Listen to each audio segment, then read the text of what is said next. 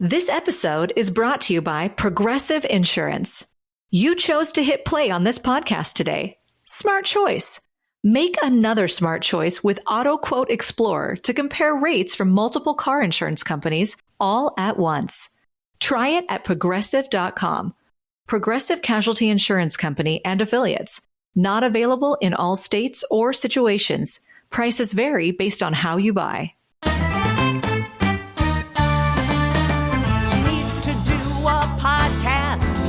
She never got her due. She's a big lesbian and a loudmouth Jew. With her gasket always ready to blow. You're listening to Judy's show. Who? Judy's show. Wait a minute. Who are you talking about? Oh, she's an asshole. What is wrong with you? Oh, you suck. So long. Fuck off. Hey everyone, welcome to It's Judy's Show with Judy Gold. I'm your host, Judy Gold, and yes, you are hearing my morning voice because I am now recording my intros in the morning with my coffee. When I say I'm so excited about this week's podcast and next week's podcast, I am so excited. Okay, so this week, oh my God, you're going to fucking love this so much. This week we have Gary Vider, who is a hilarious comic, and he has this great podcast out.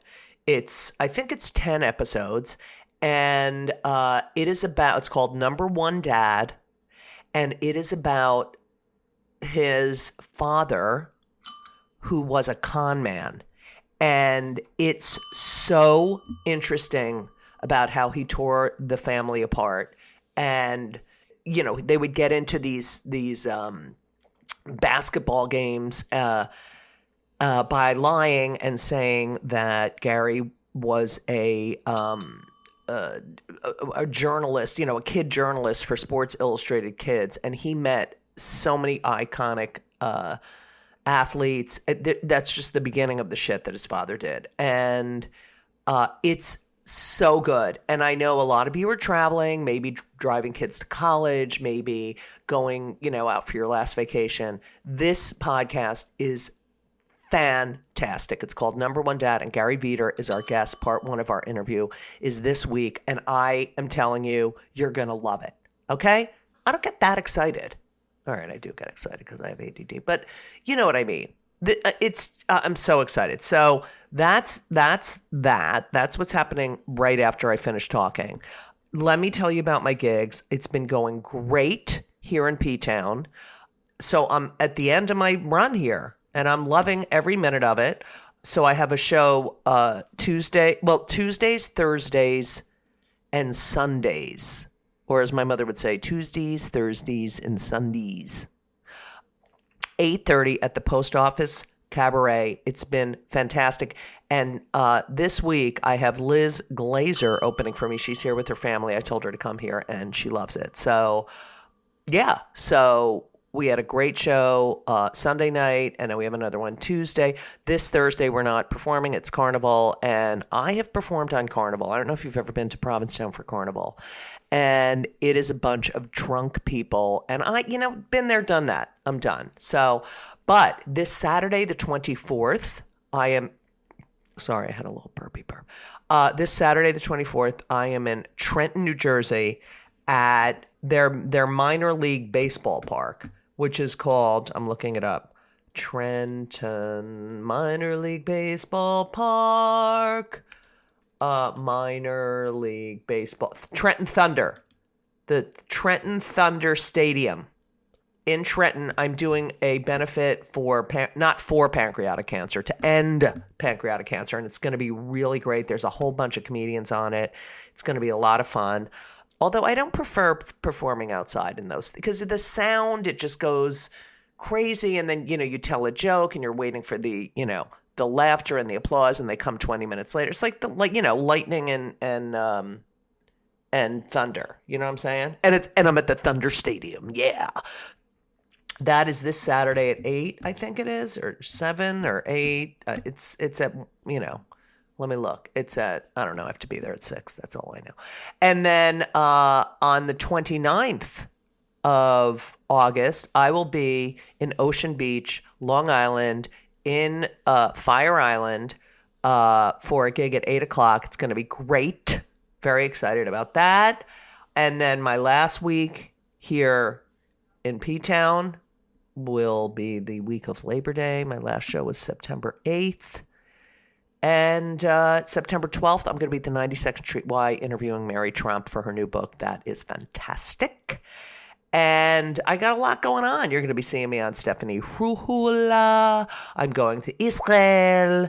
I'm going to Colorado. I'm talking like I have an Israeli accent. And yeah, so I'm coming to Chicago in November. I got a lot going on. And I'm very excited. So that's it. I know oh my God, I'm so excited for you to listen to this interview and then listen to his podcast because you're just gonna love Gary. He's the best. Also excited for the Democratic Convention this week. I hope there's no anti-Semitism because that's gonna really bum me the fuck out. But I don't think they'll be that stupid. And they are really criticizing Kamala. Oh, we need to interview her about her policies. You know what? Or she's not doing press conferences because she's not an idiot. She's going to start doing press conferences. So you can criticize every fucking thing she says and everything she fucking wears. There's going to be a debate. She's doing rallies. Fuckface is like melting away like a fucking witch because he's just, ugh. Oh, is that her name Harris? Is that her name Kamala? Like, who the fuck is going to vote for this? It's crazy. He's fucking mental, okay? Whatever. I have other things. I do have a rant coming up, but one of the things I will be discussing in my future rant, which is in not next week, the week after, is that, dinner etiquette when someone invites you over for dinner. I have a whole thing that's brewing in my body. I can't wait to talk about it and hear your thoughts. Anyway, but that's coming up. And what else? I don't know. We have great guests, and I'm so excited about Gary. He's my little baby. We went to Aruba together. We had so much fun, him and his wife, Allie, and me and Elisa, and I just love him. So you're going to love him too. So sit back, relax, and enjoy part 1 of my interview with Gary Vider. Hey everyone, welcome to It's Judy Show with Judy Gold. I'm your host, Judy Gold, and I'm so excited. All right, listen, I do this podcast.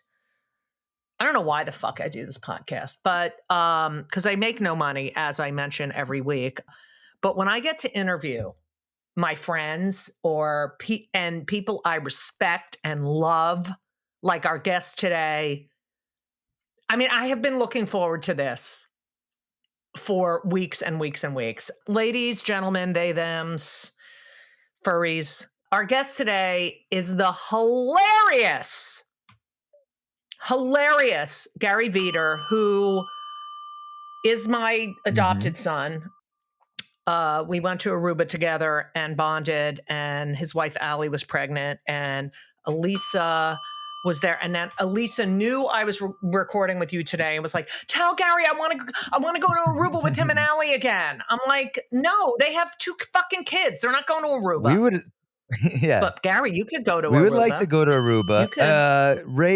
Ray being there is it's a whole new trip. But yeah, I wouldn't want to go with the kids. Yeah. What have you been to the Aruba since Ray? This is Ray Allen Jew. Switch the venue. I haven't. And I love the hotel. Marriott in the Aruba, and that's where we spent our time together, which was amazing. And Allie and I, my wife, we still talk about it all the time because we had the best time with you guys. We did so too. It was incredible. But yeah, I haven't been back, and Aruba is beautiful, but I don't know what it's like in this new hotel. And it's a great comedy gig. It's a vacation, really, more than it is a comedy gig. Here's the thing about. You get no fucking money. It's like you fly down, you make enough money to get a dinner maybe a night. but it's so fucking fun. But it really does depend on who Mhm. you're with. Like we had a Great really crew. good time. Right. And I really got to know you, but not as well as I would have loved. First of all, for everyone who's listening, Gary is fucking hilarious. He's been on the road. He opens for Nate Bargatze or Mhm. Bargatze, whatever the fuck his name is, the guy with no shirt on. I'm gonna do that. I'm gonna just fucking show everyone my stomach. Sam Morrell, who I love, a past guest on the show. You're definitely really gonna be. You're about to hit a huge. I want to say stride, but it's not. It's more. You're getting to a whole other level. Your podcast, Number One Dad, is riveting, fascinating. I cannot wait. Like, I cannot wait for the next Thank episode to you. come out. I drove up to P-Town. It's Mhm. 5.5 hours. It was like a minute. It was like one fucking minute. It's on iHeartRadio, but you can get it wherever you get your podcast. Please, I beg of you, listen to this podcast. It's just incredible. You have a new special out. It could be worse. I mean, you're just fucking, you're on fire. Well, it was planned to have both of them come out because I recorded actually the special back in August, and then the whole plan was that the special and then this podcast would come out, and the podcast is completely different, has It's nothing close to what my stand-up is. nothing to do Yeah, with your and I don't stand-up. even, Yeah. it's about my dad. My dad was a con man, and we stopped speaking 24 years ago. It was a bad relationship. He had a bad relationship with me, my two sisters, and definitely my mom as well. Yeah. And your mom. Wait.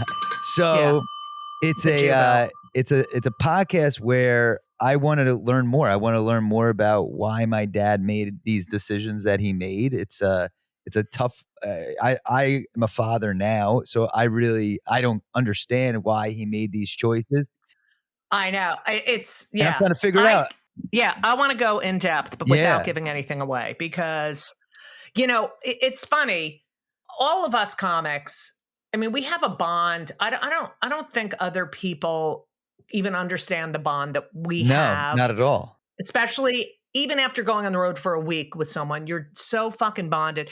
And the fact that we're all Mhm. damaged in some way. And we know it, even if we don't Yep. tell. It usually comes out. And I mean, I've learned stuff about other people. I'm like, whoa. Because, you wonder, why are you fucking doing this for a living? I mean, I've been doing this for 42 Yeah. fucking years. And I Mhm. still love it, which is so ridiculous. But you grew up, like you seemingly had a normal life. You grew up in Mhm. Dix Hills, Mom Mom Sherry, Jewish, and Jewish father, family. We'd be yes, we'd be going to Manny. temple. We'd be celebrating the high holy days. Did you go every Friday? We would go at least. I mean, we'd go definitely every like for all the high holidays. Yeah, Like the Yom holidays? Kippur, and Yeah. then Rosh Hashanah and everything like Right. Passover. So we're bringing. Right. We're going a lot, and then there would be some Fridays that we would be going, but we kept the kosher house. Did you have We Shabbat had dinner? we, You we had had a kosher house. house? We would go over Same. people's houses for Shabbat. It wasn't a regular thing, but we would Right. Shabbat candles and stuff like that, right? Would you like Shabbat? I don't know. I feel like I just should do this for a second. I was so I don't so have to do out it of the whole it. time. Okay, go ahead. Because of the way my life was, I didn't want anything to do with religion from the very get-go. Well, I can totally understand and I wouldn't pay attention why. because I'm watching my father make all these choices where you're like, well, these are and not legal choices, not abiding by the rules of life, Right. and yet he would be the perfect Jew when it came to temple. Would he? It's like keeping up appearances. That is right. I know there's so many fucking. I remember Yom Kippur and Kol Nidre, which are like the Jewy. They're so. This is when it's just such pageantry, and these people come. My parents went every Wow. single week, and we were kosher, and they were Jews. They were involved in the synagogue. My father was the first treasurer, or one of the first treasurers, and My mother was involved, like the sisterhood and all. It was the center of their social group. But they lived it.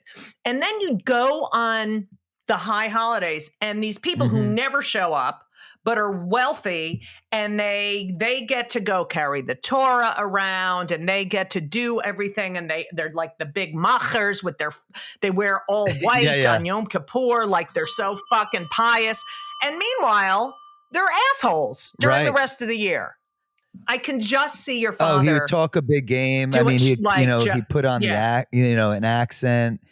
He would do an accent. That's hilarious. I know. When you listen to the more podcast, Jewish when he's around Jewish people, or if he's around an Israeli, he's putting on a thicker. He starts going, hello, my son Gary is a comedian. He fits the temperament of whatever is going on, and he would do that when we would go to temple, and people wouldn't know what he would do behind the scenes in his actual work life. Right. And would you stare at him like, what the fuck? Oh, I would be embarrassed. Who the fuck is this? I'd be embarrassed. It would make my skin crawl because I can't say anything or I would blow up my father's spot. Right. He's doing this for whatever reason. He's making up things. Right. My sister, my older sister, she was in she competed in the Miss Teen USA pageant. But she was, did? With for New York. So it wasn't the final level, but she got into that. Which one, Nicole or Jamie? Danny. Danny was her name, not Nicole. But yeah. Danny. Not where did I get Nicole? I called someone else Nicole yesterday. Nicole. Danny or Jamie? Danny?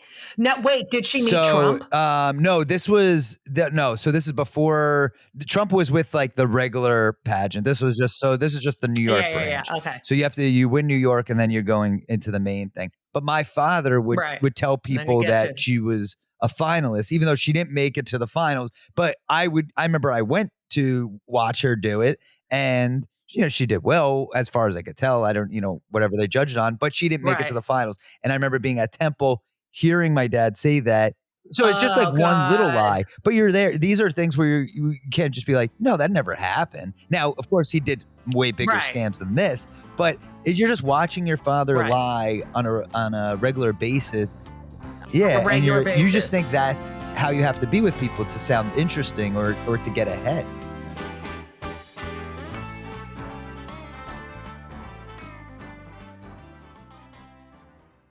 This week's episode is sponsored by BetterHelp. Now, I am a huge advocate for therapy. I talk therapy. I like physical therapy too, but I'm talking about talk therapy. I've been in therapy since I'm 18 years old. There is nothing better. Nothing better. And it is a stressful time. We just had an election. It's the holidays, and we're going to have to spend family time or not spend family time. It's a decision you might make in therapy, because therapy is really the best way, the only way to process your feelings, anxiety, depression, everything. I've been doing it for over 40 years. I know what I'm talking about. So if you've been thinking about starting therapy, if you thought about it for years and just didn't do it, please give BetterHelp a try. It's entirely online. It's designed to be convenient. It's flexible. It's suited to your schedule. You go to betterhelp.com/JudyGold. You fill out a brief questionnaire. You get matched with a licensed therapist, and you can switch your therapist at any time for no additional charge. I've done that multiple times in my life, switch therapists. It works. It works. And I know a lot of people who have used BetterHelp, and they love it. So find comfort this December with BetterHelp. Visit BetterHelp.com/JudyGold today to get 10% off your first month. That's BetterHelp, HELP.com/JudyGold. You're welcome. So you're growing up in this Jewy household in Dix Hills, Long Island. You're the youngest, which is usually the funnier ones. Or the only son. And you have only son, older sisters. it just seems normal. At what age do you figure out my father's a fucking liar, So asshole? I start putting What the age? pieces together little by little. Now, as far back as I could remember, I remember just simply going to I mean, this definitely has to be a part where it sticks out to me because I remember it of us going to the movies when I'm 5, and then my dad and I are going together. We're sneaking in. So I realized right then and there, I'm like, all right, because it sticks out to me that this is something that is not right. We're sneaking in, and it's a memory that I have. So back probably when I was 5. I realized my dad is a guy who is already cutting corners every which way. If we're going to a restaurant, he's acting like he's the best friends of whoever the owner is. And he makes Right. it seem, as a kid, you're assuming, oh, my father is friends with this person. But as you get older, you realize he doesn't know these people, but he's very loud. He makes it a point to meet the owner. My dad worked in the telephone communications business, so he could fix phones. He could also install pay phones. And this gave him access to different places around Long Island, New York City, and New Jersey. So he would be meeting different people to put in these pay phones or put in their telephone system. So he did know a lot of people, but when he would go in these places, he acted more important than just the phone man. Right. It was all a Yeah, he fucking acted like he ruse. was Yeah. the owner of the place. You would think that he was the owner as opposed to them because he was a quick talker. He made sure every staff and every place that he had a payphone in knew him. But yeah, as we were growing up, I realized, the movie thing. Then I realized he's changing businesses quite frequently. Yeah, he It was was in in the the furniture furniture business, and all business. of a sudden one day that furniture store, it was located right next to the Empire State Building, at a nice furniture showroom. It's just closed up shop. And I found out later, and especially doing like my podcast, is that there was a lawsuit brought against him by the New York State Attorney General because apparently he scammed over 2,000 people out of receiving their furniture. Right. And then they forced him to close up Right. shop, and then he sets up a new business. But this is a guy he has a family on Long Island in Dix Hills. And he's playing this part of, super guy, super Right. Yeah. dad, He super coached Jew. my little league baseball team. You just see him, definitely keeping up appearances in being a regular human being, a good dad. Right. But behind the scenes, he is scamming people. And eventually he would scam people that are in this circle as well because they can't help themselves, these people. Right. So, Right. So he is mentally yeah. ill, but for sure. Now, I'm curious. Before at 15, you end up going to boarding school. You end Mhm. up stopping all communication, which we'll get to that. But before that, are you and your sisters like talking like daddy's a fucking asshole? Or are you like, how is your relationship with your siblings? Do you talk about it? It Or was is just it like the it elephant was in the just room so sacred? normal. You're kind of assuming this is how the world works. So my middle sister Jamie, she's 4 years older than me, and my oldest sister Danny, she's 6 years older than me. So she had definitely a better idea of what was going on, but I'm still at this point, by the time I'm 9, I'm seeing this is how my dad works, but I'm not really doubting any of the decision. I'm just assuming, all right, this is what he does. I feel like maybe other people's families, something similar is going on. So I don't really know. And my sisters, nobody was But really you don't. saying anything to each other that, oh, this is messed up. But I would see my sisters getting embarrassed because my dad, he was, I mean, not only, working these scams, but he was also very controlling over my mother, my sisters. It almost felt like you're always being watched, that he knew your every move. We had a Right. phone. It always seemed that if you pick up the phone, that he's on the other line listening. And there were times where we Right. didn't know that he was listening, just a controlling person. And he always had to know the angle because, I mean, one, he was freaked out, I'm sure, if anybody was telling somebody about one of his scams, but also all the crap that was going on in Right. the house, him and my mom constantly fighting. He didn't want any bad talk. And he controlled all the money that was coming in and out of the house because my mom was a stay-at-home mom. So she was trapped in this situation. Definitely really hard, Did place to be, especially for her being a stay-at-home mom. Right. And you're surrounded by all these just seemingly normal Yeah. families in houses in your And I just neighborhood. have to go to school like it's normal. and there's this Right. Like you have a normal. So your mother, did she cry? Did she Yeah. I I mean, just I can't they'd be like fighting all the she's a time. yeah, Well, here's the thing. When I say all the time, I remember there are times where there's peace. We'd go on vacation together and I'm thinking, oh, this is right. great. This is, this is a nice thing. And those were the best memories that I had with my family, were us going on vacation. I have no idea how my dad was able to afford it because he was probably, scamming people out of furniture or Right. in his payphone business. But where these were the things that I enjoyed. But then, a volcano would erupt. There would be a fight between my parents, and I remember specifically being in fifth grade, so I'm about 10, 11 years old, and 10. Yeah. they got in an argument, and I remember saying to my sister, I'm like, wow, like it stuck out so much. I said to them, "Do you think they're going to get divorced?" And that was I remember that specifically. That was the first time I ever thought that. Now I'm sure they were having big fights before that, but maybe at that point I put the piece together. Oh, that's a loud fight where it was so Right. intense where I said that to my sister. And from that point on, I think I took way more notice of the arguments that they were having and that they were frequent enough that it was uncomfortable. It was uncomfortable to be around, to see your parent yelling Of and slamming course. doors. And it got to the point there. I never witnessed any physical abuse or anything, but the verbal altercations that they would have was so bad that you I couldn't have friends over because I didn't know when something was going to happen. I didn't know what Right. my dad would say to my mom, but to a point of her Ugh.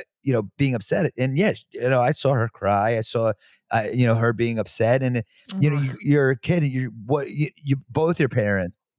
You just want to Yeah, make and her feel better. as a kid, you want both your parents. It's tough. Right. And then when you realize, 100%. oh, your dad is your money source, your way of doing everything, your person who's going to be able to get you food outside the house, and then your mom is obviously the loving and supportive person that she is. Right. You're playing both sides, and it's a tough situation to be in. You could never No, relax. yeah. Like even if you're on vacation, you're always waiting for when is the Yeah, shit it going could to hit. hit the fan? For Your sure. We whole could be at a life. restaurant and my dad's getting thrown out of the restaurant because he's trying to get a free meal, saying that I remember one time I cut Right. my hand off a piece of glass and I'm talking about a little cut. And my dad complained, saying that we should get our meal comp. The next thing I know, I'm with friends at the time. He's there and he was supposed to buy their meal. He gets thrown out because he's trying to get a free meal, and whatever he said to them, and they have a back and forth. Some people didn't care for his bullshit, and these are situations Right. where, hey, we were just out to get a meal like normal people, and then all of a sudden now my father is getting thrown out of a restaurant in front of my friends, and so you're kind of living on edge. Could Yeah. Were there places you couldn't go back to or you were Yeah, embarrassed to go absolutely. I'm into? trying to think. Well, for one, our temple, eventually we started going to Chabad later on because my dad had a falling out with our regular Jewish temple. So we started going to Chabad. But I'm trying to think where else. But yeah, he would constantly do business where it's like, all right, now I can't go here. Different, various bagel stores and things like that.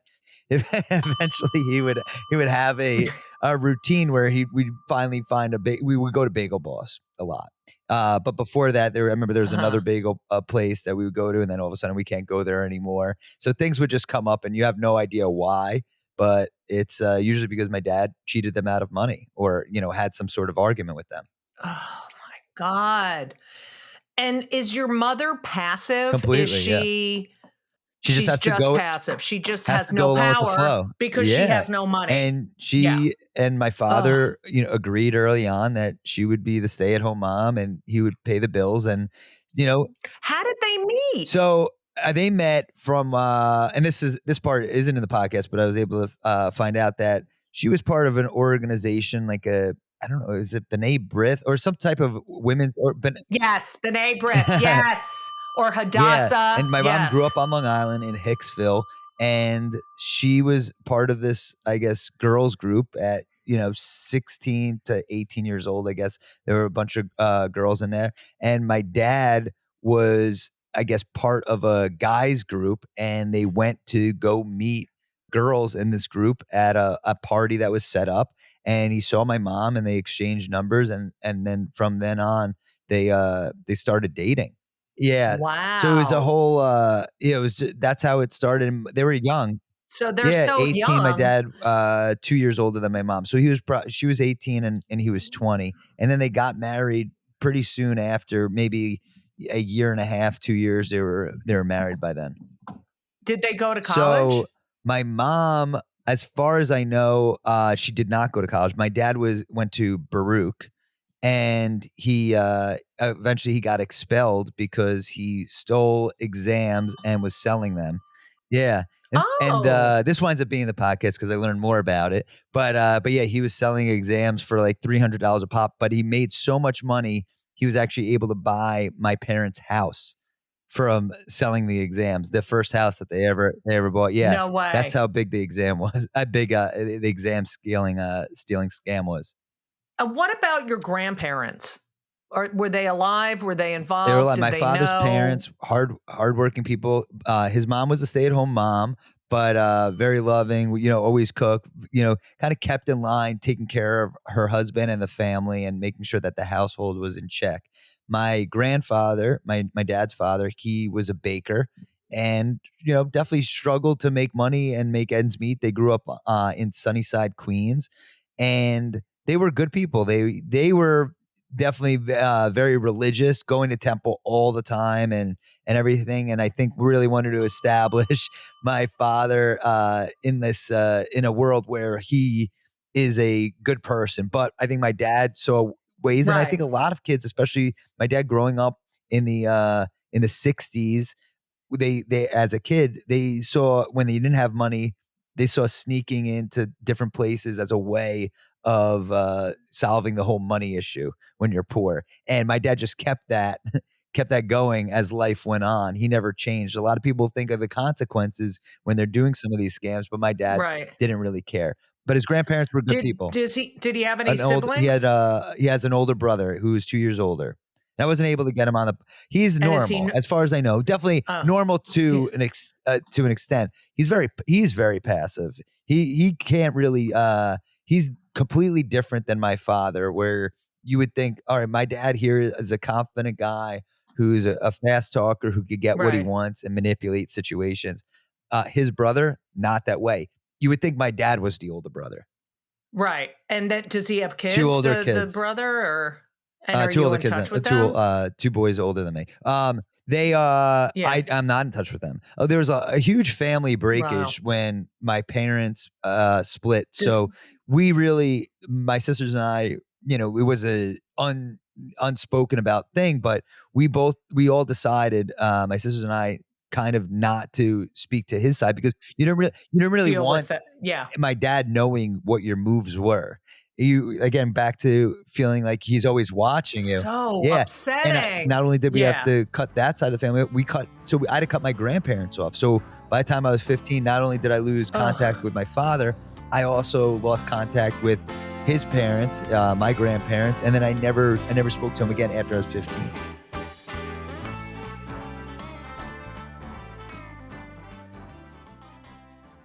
When you think about businesses that are selling through the roof, sure, you think about a great product, a cool brand, and brilliant marketing. But an often overlooked secret is actually the businesses behind the business, making selling simple. For millions of businesses, that business is Shopify.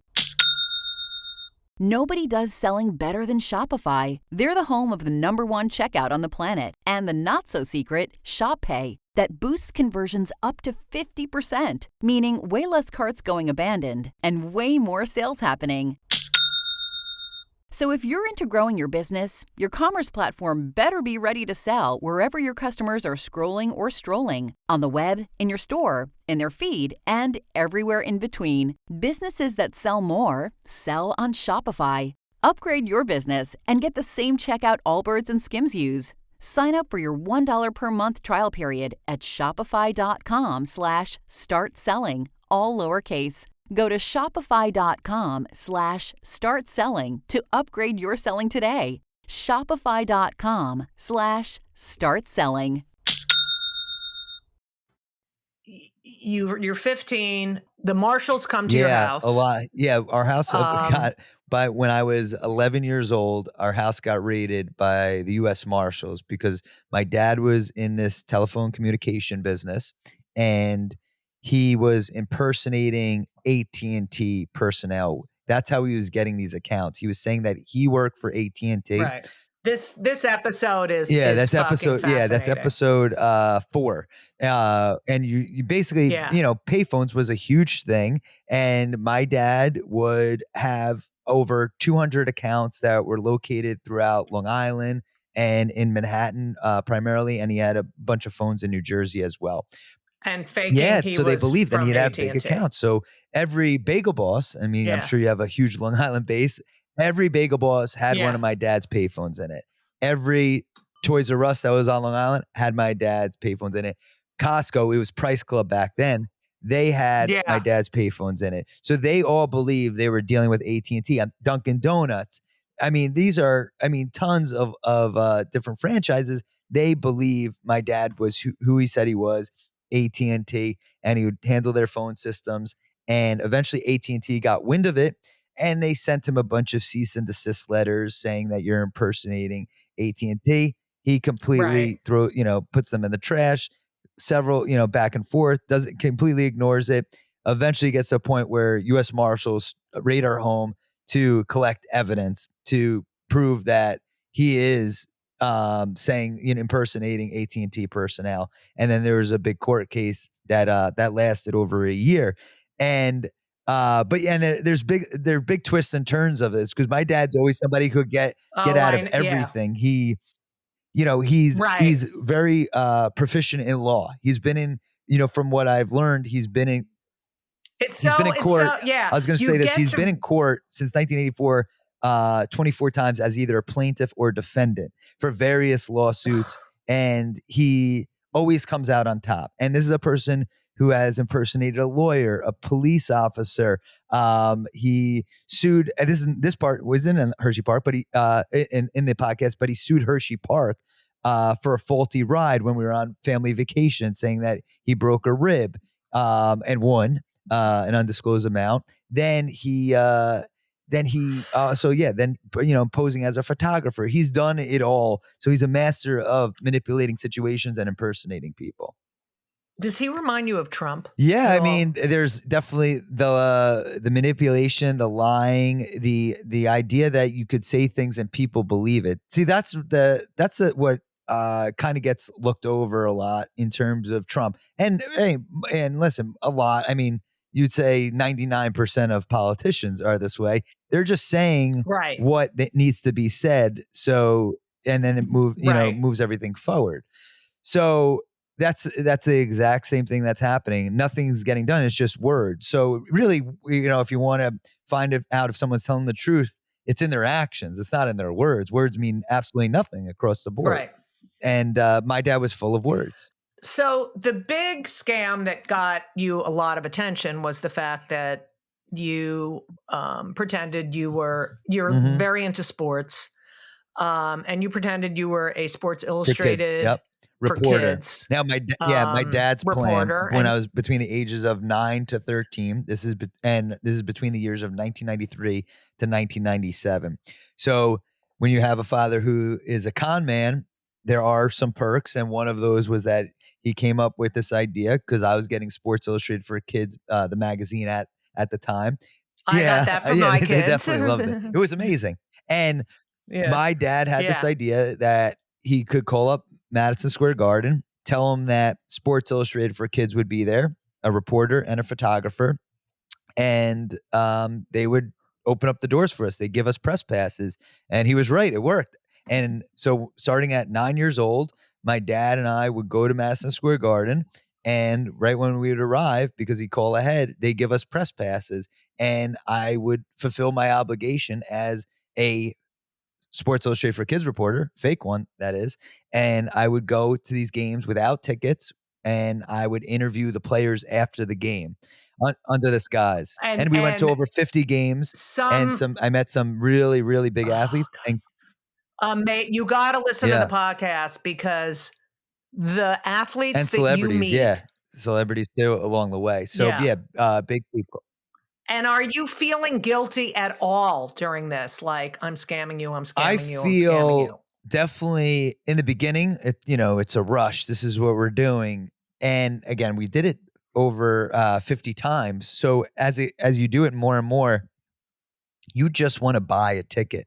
You don't want to live a Yeah. lie. That the whole rush Right. and that feeling, it becomes moot because you want it to be a regular sport experience. You want to, just like the movies. Right. I rather him buy a ticket. I don't want to have to go through these things. Once you Right. go, like, you're just living a lie constantly. And he was making me live the same Ugh. lie. And very much showing me, a father could show their son the right way to live, but my dad chose to show me, hey, you need street smarts or a lying ability, a way to manipulate situations. This is how you get ahead. So I was being, in a way, groomed to be him, be an eventual, I wouldn't say maybe con man or just a liar, as good of a liar as him. And I definitely learned a lot of those things. Right. And you pick up and you grow up faster than you'd ever think. So at 15, you end up going away to boarding Pretty much school. sent myself away. Your I knew had a couple friends. your sisters were in college Yeah, at this I point, remember or so I was going into my freshman year of high school, and I'm in the regular public school system that I've been in with all my friends, and my middle sister Jamie, who's 4 years older, she just left for college, and I remember thinking, "Oh my God, how am I gonna right? How are you exactly going to by survive? myself now?" And all I had was my dog.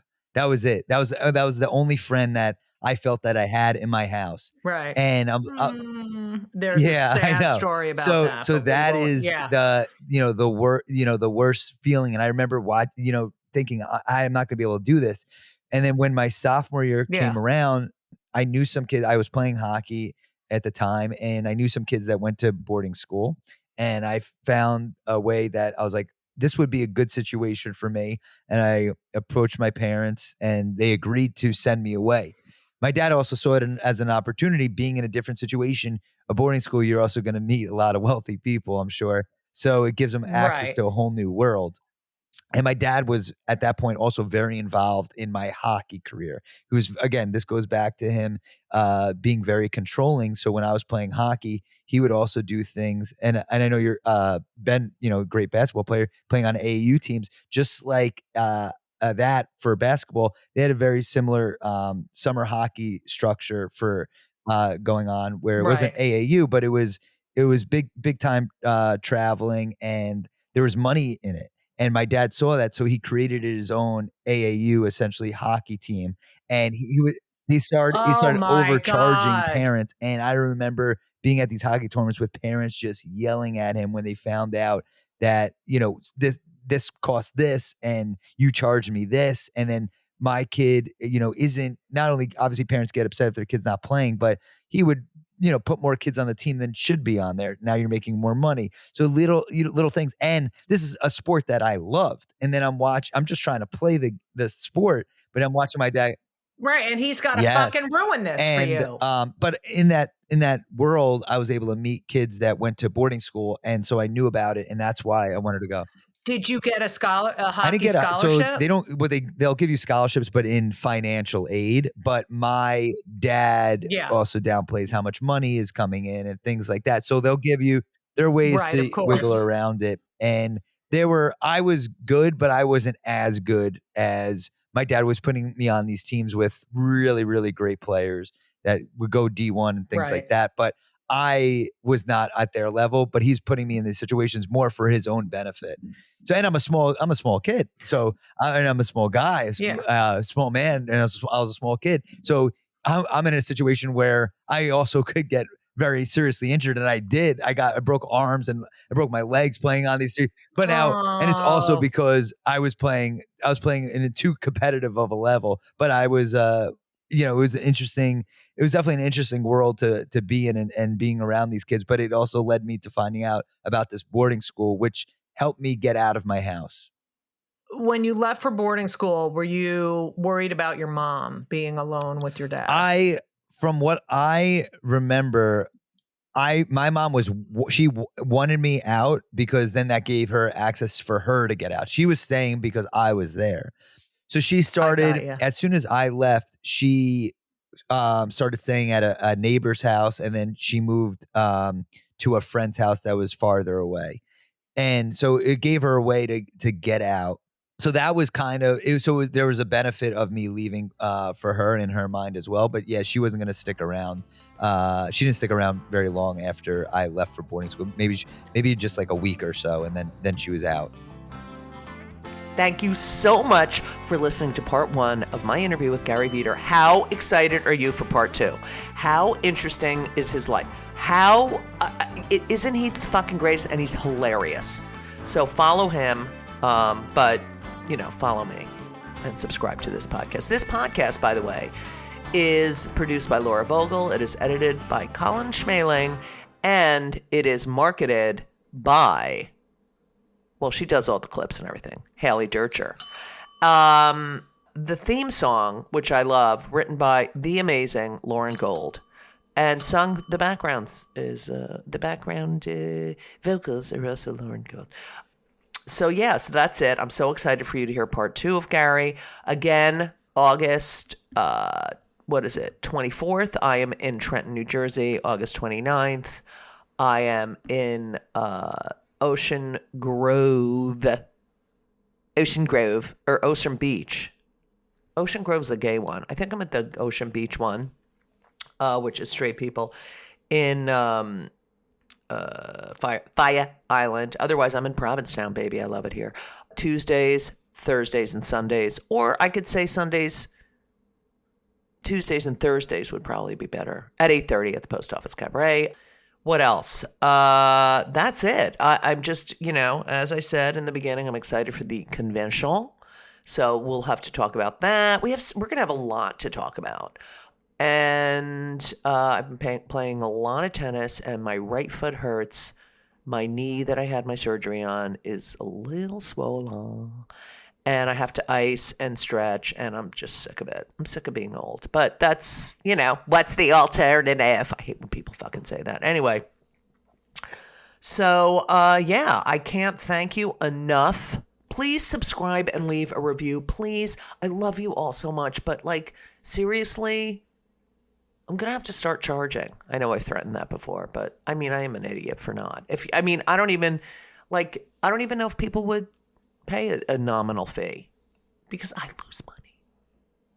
Most people don't make money from podcasts, like the assholes do, but the provocateurs. But whatever. Anyway, I love you all.